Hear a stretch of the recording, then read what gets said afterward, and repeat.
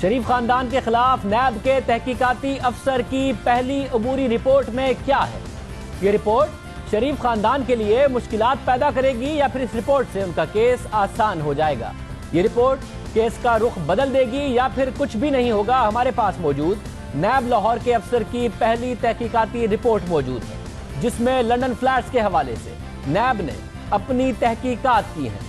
اس 20 صفحے کی رپورٹ میں کیا ہے وہ ہم آپ کے سامنے رکھیں گے، لیکن اس سے پہلے ہم آپ کو بتاتے ہیں کہ سپریم کورٹ نے اپنے 28 جولائی کے حکم میں نیب کو ہدایت کی کہ وہ ریفرنس تیار کرے، اور اس کے لیے جی I T report, F I اے اور نیب کے پاس پہلے سے موجود مواد سے مدد لی جائے گی، کیونکہ یہ کیسز 90 کی دہائی میں بھی شریف خاندان کے خلاف چلے تھے، تو جو ایف آئی اے کے پاس ریکارڈ موجود ہے اس سے بھی مدد لیں، ساتھ ہی ایم ایل اے کے تحت میوچل لیگل اسسٹنس کے تحت ملنے والی نئی دستاویزات سے بھی مدد لیں۔ لیکن لنڈن فلیٹس ریفرنس میں نیب کے پاس نیا کچھ نہیں، نہ کچھ نیا ہے، نہ ہی 17 سال پرانی ایف آئی اے کی تحقیقاتی رپورٹ ملی ہے۔ جو کچھ ہے صرف جے آئی ٹی کی رپورٹ ہے، جے آئی ٹی کی تحقیقات ہیں، اور اسی کی بنیاد پر نیب نے نواز شریف، حسین نواز، حسن نواز، مریم نواز اور کیپٹن صفدر کے خلاف عبوری ریفرنس دائر کر دیا ہے۔ اب نیب تازہ تحقیقات کرے گی اور پھر مزید کچھ نام نئے ریفرنس میں شامل ہوں گے۔ اسی لیے اب نیب کی ٹیم لنڈن فلیٹس کے حوالے سے مزید تحقیقات کے لیے لنڈن جائے گی، شواہد جمع کرے گی اور کوشش کرے گی اطلاعات کے مطابق کہ 13 اکتوبر جس میں فرد جرم عائد ہونی ہے شریف خاندان پر، اور بچوں کے کیسز، حسن اور حسین کے کیسز الگ کر کے نواز شریف، مریم نواز اور کیپٹن صفدر کے پر فرد جرم عائد ہونی ہے، اس تک واپس آئے اور ریکارڈ جمع کرائے۔ مگر احتساب عدالت میں شریف خاندان کے خلاف ریفرنسز کی سماعت جاری ہے، اور یہ سب کچھ جے آئی ٹی تحقیقات کی روشنی میں ہو رہا ہے۔ مگر کیا وجہ ہے کہ پرانا ریکارڈ موجود نہیں، پرانی رپورٹ موجود نہیں، جو کہ 90 کی دہائی میں ایف آئی اے نے بنائی؟ نیب نے 8 ستمبر کو احتساب عدالت میں عبوری ریفرنس دائر کر دیے۔ 4 میں سے 2 ریفرنسز کے ساتھ نیب نے اپنی تحقیقاتی رپورٹ بھی شامل کی۔ لنڈن فلیٹس کے حوالے کے تحقیقاتی افسر کی رپورٹ میں اہم باتیں سامنے آئی ہیں۔ نیب کو 17 سال پرانی رپورٹ نہیں ملی۔ نیب کے تحقیقاتی افسر کی رپورٹ کے مطابق 31 جولائی کو نیب کی ایگزیکٹو بورڈ میٹنگ ہوئی، جس میں یہ فیصلہ کیا گیا کہ سپریم کورٹ کے حکم کے مطابق جے آئی ٹی رپورٹ، نیب اور ایف آئی اے کے پاس پہلے سے موجود مواد کی بنیاد پر ملزمان کے خلاف ریفرنس تیار کیا جائے گا۔ ساتھ ہی بورڈ میٹنگ میں اس کیس کی نئی تحقیقات کی منظوری بھی دی گئی۔ نیب کے افسر کی تحقیقاتی رپورٹ میں کہا گیا ہے کہ 27 دسمبر 1999 کو ڈیپٹی چیئرمین نیب نے انہی الزامات یعنی لنڈن فلیٹس کے حوالے سے نواز شریف اور دیگر کے خلاف تحقیقات کے لیے ڈی جی ایف آئی اے اسلام آباد کو خط لکھا۔ پھر اس کے بعد 31 مارچ 2000 کو چیئرمین نیب نے ایک اور خط کے ذریعے ڈی جی ایف آئی اے اسلام آباد کو دوبارہ سے تحقیقات کا کہا۔ مگر جب 17 سال بعد نیب نے اپنے ریکارڈ کا جائزہ لیا تو پتہ چلا کہ اس کیس کے حوالے سے ایف آئی اے اسلام آباد نے اس وقت 17 سال پہلے رپورٹ جمع ہی نہیں کروائی تھی۔ نیب کے افسر کی تحقیقاتی رپورٹ کے مطابق پرانی تحقیقات کو سامنے رکھتے ہوئے ایگزیکٹو بورڈ کی میٹنگ میں فیصلہ کیا گیا کہ عملی مشکلات اور بنیادی معاونت نہ ہونے کی وجہ سے اس معاملے کی تحقیقات نہیں کی گئی۔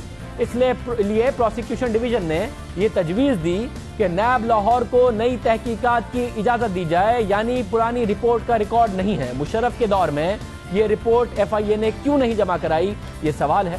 نئے سرے سے تحقیقات کی جائیں گی۔ نیب کو پرانی رپورٹ نہیں ملی اور ایم ایل اے کے تحت نئی دستاویزات ابھی تک نہیں ملی۔ نیب کے افسر کی رپورٹ میں مزید تحقیقات کے حوالے سے بات کی گئی ہے، اور اس میں لکھا ہے کہ جے آئی ٹی نے اپنے رپورٹ کے والیوم 10 میں بتایا ہے کہ لنڈن فلیٹس آف شور کمپنی اور منی ٹریل کے حوالے سے متحدہ عرب امارات، سوئٹزرلینڈ، برٹش ورجن آئیلینڈ اور برطانیہ میں کئی درخواستیں کی گئی ہیں۔ ان درخواستوں کا جواب اب تک نہیں آیا ہے۔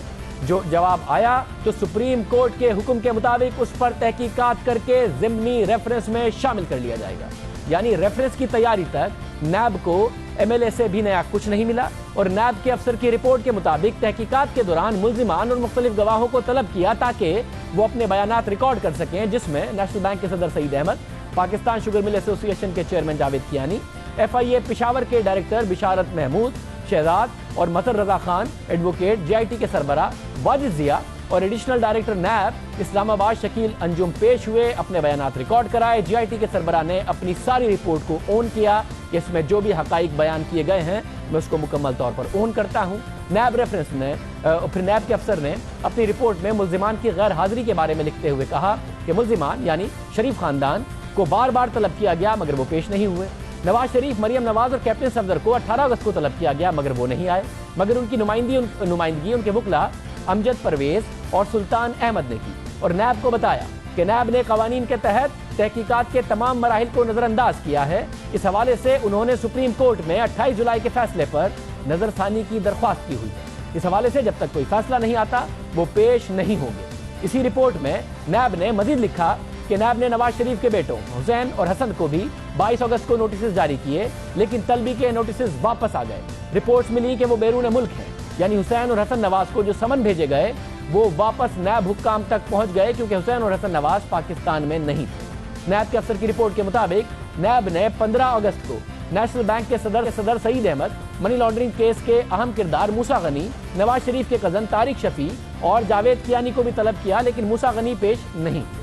नैब के अफसर ने अपनी रिपोर्ट में JIT की कार्रवाई और फाइंडिंग्स को भी शामिल किया है और London flats, gulf steel mills, अल तौफीक केस और कतरी खत के हवाले से JIT की फाइंडिंग्स का तफसील से जिक्र किया है। नैब के अफसर ने अपनी रिपोर्ट में एक गवाह का जिक्र किया है जिसका ताल्लुक अल तौफीक केस से है, और सबसे अहम बात है ये, क्योंकि इसमें अब शरीफ खानदान के ऊपर सवाल पैदा होगा। क्या है वो आपको बताएंगे, क्योंकि 1999 में लंदन की अदालत में अल तौफीक कंपनी की दरख्वास्त पर कर्जा अदा न करने पर शरीफ खानदान के खिलाफ फैसला दिया और अल तौफीक कंपनी के नुमाइंदे के कहने पर अपने फैसले में लिखा कि अगर कर्ज वापस नहीं किया जाता तो लंदन फ्लैट्स अल तौफीक कंपनी को दे दिए जाएं, मगर बाद में इस केस में मामला तय पा गए, केस खत्म हो गया, मगर सेटलमेंट की दस्तावेज लंदन की अदालत में है और इस तक किसी की रसाई नहीं। अब JIT ने भी दस्तावेज को हासिल करने की कोशिश की, मगर नैब का तहकीकाती अफसर ये समझता है कि ये दस्तावेज फरीकैन की मर्जी से सामने आ सकती हैं, और फरीकैन कौन है? फरीकैन है शरीफ खानदान। और इस दस्तावेज के सामने आने के बाद पता चल जाएगा कि अल तौफीक केस में सेटलमेंट किसने की, किस बुनियाद पर की, पैसे कैसे अदा हुए, शरीफ खानदान ने या फिर कतरी खानदान ने ये सारे के सारे पैसे अदा किए। इस हवाले से शरीफ खानदान का मौक़िफ़ है कि लंदन फ्लैट्स कतरी खानदान की मिल्कियत में थे, इसलिए वो सेटलमेंट के लिए प्लेज नहीं किए गए थे। अलबत्ता अल तौफीक केस की सेटलमेंट के लिए पैसे कतरी खानदान ने मियां शरीफ की सरमायाकारी से निकालकर अदा किए थे, मगर हकीकत लंदन की अदालत में सेटलमेंट की दस्तावेज सामने आने के बाद ही वाज़ेह होगी। अब क्या अदालत ये हुक्म देगी शरीफ खानदान को कि बरतानिया की अदालत में जो रिकॉर्ड मौजूद है, जो आपकी मर्जी के बगैर नहीं निकाला जा सकता, आप अपने अप्रूवल दें, आप अपनी मर्जी दें, ताकि वो रिकॉर्ड सामने आए और अल तौफीक केस की सेटलमेंट का पता चले। ये बात नैब के अफसर ने अपनी रिपोर्ट में कही है कि साथ ही लंदन की अदालत का हुक्म पाकिस्तान में शरीफ खानदान तक पहुंचाने वाली जो लॉ फर्म के नुमाइंदे हैं, मजहर रजा खान का बयान भी इन्होंने रिकॉर्ड किया, जिसने इस बात की तस्दीक की कि उन्होंने लंदन की अदालत का हुक्म मुल्जिमान तक पहुंचाया, मगर असल सवाल अपनी जगह बरकरार है कि सेटलमेंट कैसे हुई और किसने की, पैसे किसने दिए। ये लंदन की अदालत से ही वाज़ेह होगा, और वाज़ेह सिर्फ उस वक्त होगा जब शरीफ खानदान और अल तौफीक कंपनी इस दस्तावेज को सामने लाने पर रजामंदी जाहिर कर देंगे दोनों, क्योंकि सेटलमेंट हुई थी, और फिर वो बात सामने आ सकती है। नैब की तहकीकात जारी हैं। इस हवाले से नैब लाहौर के अफसर ने अपनी रिपोर्ट में इस बात का इशारा दिया है कि तहकीकात के बाद ज़िमनी रेफरेंस में मजीद कई नाम शामिल हो सकते हैं। नैब के तहकीकाती अफसर की रिपोर्ट में जो कुछ है वो सब के सब JIT रिपोर्ट के गिर्द ही घूम रहा है। ना पुरानी रिपोर्ट मिली, ना MLA के तहत अब कुछ नया मिला। इसी सिलसिले में नैब की टीम अब लंदन जा रही है, जहां से मजीद शवाहिद जमा किए जाएंगे। अगर नैब के हाथ कुछ नहीं आता तो फिर क्या अबूरी रेफरेंस ही की बुनियाद पर कोर्ट ट्रायल होगा? ये बहुत अहम है। इस हवाले से मजीद बात करेंगे। जाहिद बिश्कोरी मौजूद है। जाहिद, बहुत शुक्रिया। जाहिद, आपने इस रिपोर्ट पर काम भी किया, निकाली भी है। ये बताइएगा नैब का अपना इनपुट इस हवाले से क्या है, इस रिपोर्ट में क्या है?